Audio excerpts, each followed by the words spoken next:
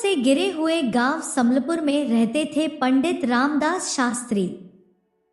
पंडित रामदास शास्त्रों के बड़े ही ज्ञाता होने के साथ साथ बहुत ही बुद्धिमान और विद्वान आदमी थे। गांव के लोग उनकी बहुत ही इज्जत करते थे। अक्सर गांव वाले उनसे सलाह मशुरा भी किया करते थे। अगर गांव में कभी लड़ाई झगड़ा हो जाता तो पंडित रामदास उसका निपटारा करवाते थे। इस तरह से पूरा दिन उनके घर लोगों का आना जाना लगा रहता था। इसके अलावा अगर कोई जरूरतमंद आदमी पंडित जी से रुपए पैसे की मदद मांगता तो वो उसे भलाई का काम समझकर कभी पीछे नहीं हटते थे। हालांकि पंडित जी की आमदनी कुछ खास नहीं थी, फिर भी वो अपने घर में आने वालों के लिए खाने पीने का पूरा इंतजाम करके रखते थे। उनके घर में किसी चीज की कोई कमी नहीं थी। कभी कभी पंडित जी के कुछ मित्र भी उनसे मिलने के लिए आ जाया करते थे। एक दिन पंडित जी से मिलने के लिए उनके कुछ मित्र आए। पंडित जी ने उनके जलपान की व्यवस्था की और फिर बातचीत का दौर शुरू हो गया। एक मित्र ने पूछा, पंडित जी, जहां तक मुझे मालूम है आपकी कमाई तो कुछ ज्यादा नहीं है, तो आप इतने लोगों के जलपान की व्यवस्था और जरूरतमंद लोगों की सहायता कैसे कर लेते हैं? ये सुनकर पंडित जी मुस्कुराए और कहने लगे, ये एक राज की बात है। इस राज से पर्दा तब तक नहीं उठ सकता जब तक मैं तुम्हें अपनी जिंदगी के कुछ किस्से ना सुना दूं। इसीलिए अच्छा यही होगा कि तुम इस राज को राज ही रहने दो। मित्रों ने समझा कि शायद इस समय पंडित जी का कुछ बताने का इरादा नहीं है, इसलिए वह चुप हो गए। लेकिन कुछ समय बाद एक बार फिर से दोस्तों ने यही बात पूछी, पंडित जी, आपने नेक और भलाई के कामों में इतना खर्च करते हैं, आपकी आमदनी का कोई साधन तो नहीं है, फिर यह अशर्फिया आपके पास कहां से आती है? पंडित जी ने एक बार फिर से यह बात टालने की कोशिश की, परंतु दोस्त इस बार ये राज की बात जानना ही चाहते थे। अपने दोस्तों के इतना जोर देने पर पंडित जी ने कहा कि ये राज जानने के लिए तुम्हें मेरी जवानी का एक किस्सा जानना पड़ेगा। कई बार इंसान की जिंदगी में कुछ ऐसी घटनाएं हो जाती हैं जिन्हें देखकर वो दंग रह जाता है। मेरे साथ भी कुछ ऐसा ही हुआ था। ये आज से 30-32 साल पहले की बात है। मैं उस समय जवान हुआ करता था। मैं हमेशा धार्मिक किताबें और शास्त्रों का अध्ययन करने में व्यस्त रहता था। मेरे साथ मेरे कुछ दोस्त भी थे। हम दिन रात इसी काम में व्यस्त रहते थे। हम शास्त्रों का अध्ययन करते, धार्मिक किताबें पढ़ते। उन दिनों में इसी गांव समलपुर में रहता था। हमारे गांव में एक बड़े ही विद्वान पंडित जी की बहुत ही चर्चा हुआ करती थी, जो बनारस में रहते थे। वो वेदों और शास्त्रों के बहुत बड़े ज्ञाता थे। लोग दूर दूर से उनसे शिक्षा लेने के लिए पहुंचते थे। मेरी भी उनसे मिलने की बहुत ही इच्छा थी। मैं उनका शिष्य बनना चाहता था। एक दिन मैंने अपने साथियों से कहा कि मैं बनारस जाकर पंडित बनारसी दास के पास शिक्षा ग्रहण करना चाहता हूँ। अगर तुम लोग मेरे साथ जाना चाहते हो तो मेरे साथ चलो, वरना तुम लोगों की मर्जी। मेरे बाकी तीनों साथियों में शायद उतनी हिम्मत नहीं थी। उन्होंने मेरे साथ इतनी दूर जाने से साफ इनकार कर दिया, क्योंकि उन दिनों बनारस पहुंचने में कम से कम 1 महीना लग जाता था। लेकिन मैं अपने फैसले पर कायम था। मैं घर से बनारस के लिए निकल पड़ा। एक लंबा सफर तय करने के बाद मैं बनारस जा पहुंचा। बनारस पहुंचकर पता चला कि पंडित बनारसी दास जिनका मैं शिष्य बने आया था, उनकी अचानक मौत हो चुकी थी। ये खबर सुनकर मैं बहुत ही उदास हो गया, परंतु मुझे इस बात की खुशी भी थी कि बनारस में और भी कई प्रचंड पंडित और विद्वान थे जो शास्त्रों के ज्ञाता थे। मैंने सोचा कि चलो कोई बात नहीं, पंडित बनारसी दास ना सही तो मैं किसी अन्य विद्वान पंडित से शास्त्रों का ज्ञान प्राप्त कर सकता हूँ। इसीलिए मैं वापस अपने गांव आने की बजाय बनारस में ही रुक गया। वहीं पर मैंने एक मकान किराए पर लिया और अलग अलग विद्वानों से शिक्षा ग्रहण करने लगा। उन दिनों मेरे साथ बदकिस्मती ये हुई कि मेरे साथ लाया हुआ मेरा सारा धन समाप्त हो चुका था, लेकिन मैंने इसकी कोई परवाह नहीं की। मेरे पास खाने के लिए सत्तू और जैतून के तेल के अलावा और कुछ नहीं था। मैंने इन्हीं चीजों को गनीमत जाना, इन्हीं से अपनी भूख मिटाने लगा। इस तरह रूखी सूखी खाकर मैं अपनी जिंदगी के दिन गुजरने लगा। कुछ ही दिनों में मेरा ये सामान भी खत्म हो गया। हालत ये तक आ गई कि मेरे पास खाने को अब कुछ नहीं था। कई बार तो मुझे भूखा ही रहना पड़ता।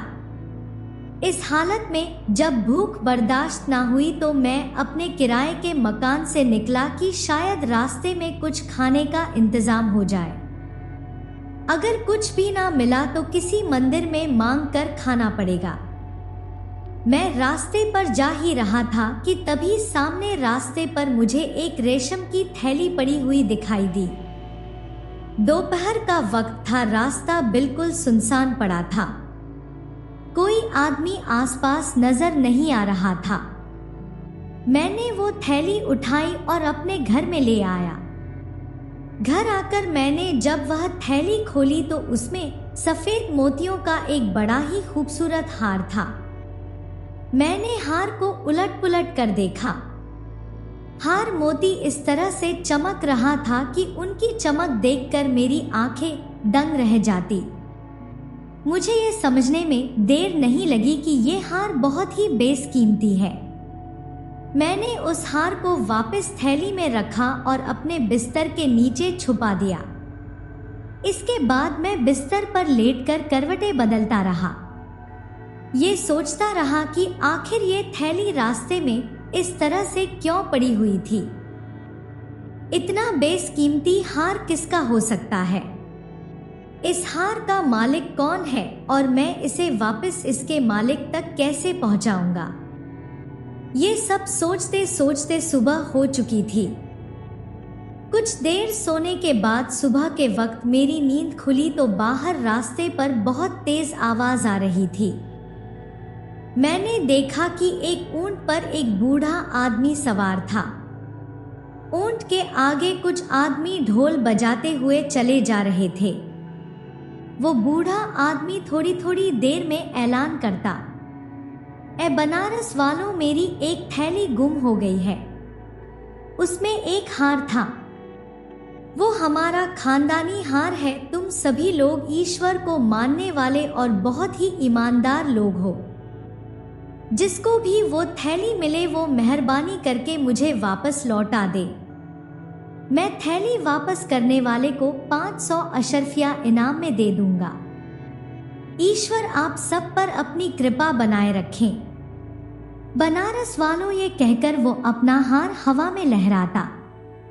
उसके हाथ में एक थैली थी जिसमें शायद सोने की अशर्फियां भरी हुई थी। मैं ये ऐलान सुनकर हैरान रह गया। दिल में सोचा कि शायद ये बूढ़ा ही इस शैली का मालिक है। मुझे ये हार उसे जरूर पहुंचाना चाहिए। मैं अभी सोच ही रहा था कि वह ऐलान करने वाला बूढ़ा और उसके साथी मेरे घर के सामने से गुजरे।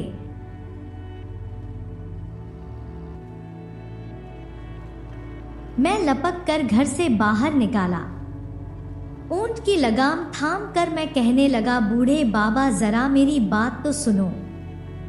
बूढ़े आदमी ने झुककर कहा, कहो नौजवान, क्या बात है? मैंने कहा, आप जरा नीचे उतर कर मेरे घर में आइए। आपकी थैली मेरे पास है। बूढ़ा जल्दी से नीचे उतर आया। मैं उसे अपने घर में ले गया और अपने बिस्तर के नीचे वह थैली निकालकर उसको दिखाते हुए मैंने पूछा, बूढ़े बाबा, क्या यह वही थैली है जिसकी आप तलाश कर रहे हैं? बूढ़े आदमी ने मेरे हाथ से थैली झपट ली और तेजी से उसे खोलकर उसमें रखे हार को देखने लगा। बूढ़े ने हार निकाल कर देखा, फिर उसे चुम्मा और फिर मुझसे कहने लगा, नौजवान, यह हार सफर के दौरान मुझे कहीं खो गया था। मैं इसकी वजह से बहुत ही परेशान था। ईश्वर तुम्हें लंबी उम्र दे। तुम ईमानदार आदमी लगते हो, लो अपना इनाम संभालो। ये कहते हुए अशर्फियों की थैली उस बूढ़े ने मुझे थमा दी। मैंने कहा, बूढ़े बाबा, ये थैली मुझे गली में पड़ी हुई मिली थी। मैं इसे अंदर उठा लाया। यह मेरे पास आपकी अमानत थी। ये तो मेरा कर्तव्य था कि मैं इसको आपको वापस लौटा दूं। मुझे इनाम की कोई जरूरत नहीं है। मैं अपनी ईमानदारी को बेचना नहीं चाहता। लेकिन मेरी बात का उस बूढ़े पर कोई असर नहीं हुआ। वह इसी बात पर अड़ा था कि मैं अशर्फियों की थैली ले लूं। मैंने बूढ़े से बहुत इनकार किया, परंतु वह भी अपनी बात पर जमा रहा। आखिर वह बूढ़ा नहीं माना और अशर्फियों की थैली मेरे पास छोड़कर चला गया। मेरे पास कुछ नहीं था, मैं भूखा भी था। फिर ना चाहते हुए भी मैंने वो थैली अपने पास रख ली। बूढ़ा चला गया। मैं अपने लिए खाने का इंतजाम किया। अपने मकान के मालिक को किराया भी अदा किया। इसके बाद मैंने कई दिनों तक बनारस में ही रहकर कई विद्वानों के पास शास्त्रों का अध्ययन किया। इस दौरान मैं अपनी सभी ज़रूरतें जैसे खाना, कपड़े, इनका पूरा करने के लिए उन अशर्फिया को खर्च किया करता था। आखिरकार वो दिन भी आ गया जब मैंने जो कुछ भी सीखना था वो सीख लिया और वापस अपने गांव समलपुर जाने के लिए सफर पर निकल पड़ा। अपनी यात्रा के दौरान जब मैं गंगा नदी पार करने के लिए एक नाव में बैठा तो पता चला नाव का मल्ला एक बड़ा ही अनाड़ी आदमी था, जिस कारण हम सब इतने डरे और सहमे हुए थे कि कोई किसी से बात नहीं करता था। थोड़ी देर के बाद अंधेरा छाने लगा और बारिश होने लगी। मल्ला मौसम को देखते हुए भगवान को कोसने लगा। इसी दौरान नाव बीच नदी में हिचकोले खाने लगी। आखिरकार नाव टूट गई। उस समय हम पर जो मुसीबत टूटी उसका अनुमान लगाना बहुत ही मुश्किल है। आसमान में बिजली कड़क रही थी। नीचे नदी की ऊंची ऊंची लहरें, सफर करने वाले मुसाफिरों की चीख और पुकार सुनाई दे रही थी। मैंने उस समय आंखें बंद की और नाव के एक लकड़ी के तख्ते को पकड़ लिया। सारा दिन मैं उस लकड़ी के तख्ते को पकड़कर तैरता रहा। मुझे ये मालूम नहीं था कि मैं किस तरफ जा रहा हूँ और मेरे बाकी मुसाफिर साथी कहाँ पर है। आखिरकार वह तख्ता बहते बहते एक किनारे से जा लगा। मैं नदी से बाहर निकला और किनारे पर जाकर लेट गया। जब मेरी हालत कुछ संभली तो मैं आगे बढ़ने लगा। जंगली फलों से मैंने अपनी भूख मिटाई। जब मेरा होश कुछ संभला तो देखा कि वही सामने एक गांव था और उस गांव में एक छोटा सा मंदिर भी था। मैं मंदिर में चला गया। वहां पर रखी हुई कुछ धार्मिक किताबें थी जिनको मैं पढ़ने लगा। मुझे धार्मिक किताबें पढ़ते हुए देखकर कुछ लोग मेरे पास आ गए और मुझसे कहने लगे, अरे भले मानस, तुम कौन हो? मैंने कहा, मैं जाति से एक ब्राह्मण हूँ और शास्त्रों का ज्ञाता भी हूँ। वे लोग कहने लगे हैं, ब्राह्मण देव, हम लोग इसी गांव में रहते हैं, लेकिन हम लोग पढ़ना लिखना नहीं जानते। आपकी बड़ी मेहरबानी होगी अगर आप हमें भी पढ़ने लिखने की शिक्षा दो। मैंने उनकी यह पेशकश मंजूर कर ली और उनके बच्चों को शिक्षा देने लगा। उसके बदले मुझे सुबह शाम खाना मिल जाया करता था। धीरे धीरे वे लोग मेरी बड़ी ही इज्जत करने लगे। मैं उसी मंदिर में रहने लगे। वे लोग मुझे सम्मान के साथ पंडित जी कहकर बुलाते थे। मेरे दिन बड़े ही शांति से गुजरने लगे, लेकिन मुझे ये नहीं मालूम था कि मैं कहां पर हूं और किन लोगों के बीच में हूं। एक दिन उनमें से एक बुजुर्ग आदमी मेरे पास आया और कहने लगा, पंडित जी, इस गांव में एक लड़की रहती है जिसके माता पिता नहीं है, लेकिन उसके पास धन दौलत की कोई कमी नहीं है। आप एक बहुत ही शरीफ और ईमानदार आदमी है, साथ ही कुंवारे भी हैं। मेरी राय ये है कि आप उस बच्ची से शादी कर ले, इस तरह से आपकी गुजर बसर और भी आसान हो जाएगी। मैंने उस समय मना कर दिया, लेकिन वे लोग मुझे प्रार्थना करने लगे। मुझे इतना मजबूर कर दिया कि आखिरकार मैंने उन लोगों की बात मान ली और फिर जल्दी ही मेरी शादी की तैयारी शुरू हो गई। मेरी शादी उस लड़की से कर दी गई। शादी की पहली रात जब उस लड़की को मैंने देखा तो उसके गले में वही हार था जो बनारस में मैंने उस बूढ़े को वापस किया था। मैं हार देखकर बहुत ही हैरान हो गया और घर से बाहर जाकर लोगों को सारी बात बताई। मेरी बात सुनकर वे लोग बड़े ही खुश हुए। मैं इस बात पर हैरान था कि वो मेरी बात सुनकर इतने खुश क्यों हैं। मुझे परेशान देखकर वे लोग कहने लगे कि वो बूढ़े बाबा जिनको बनारस में मैंने हार वापस किया था, वो इस लड़की के पिता थे। आपसे पहले वही इस मंदिर के पुजारी भी थे। वो अक्सर कहा करते थे कि मुझे जिंदगी में सच्चे और ईमानदार लोग बहुत ही कम मिले हैं, लेकिन मुझे बनारस में एक ब्राह्मण नौजवान मिला था जिसने मेरा खानदानी हार वापस किया था। हे ईश्वर, मैं प्रार्थना करता हूँ कि मैं दोबारा उसे जरूर मिलूं, ताकि अपनी बेटी की शादी उससे कर दूं। और देखिए, अब ऐसा हो भी गया। हम सब ईश्वर की इस लीला पर हैरान हैं और साथ ही खुश भी हैं। उनकी बात सुनकर मुझे बहुत ही खुशी हुई।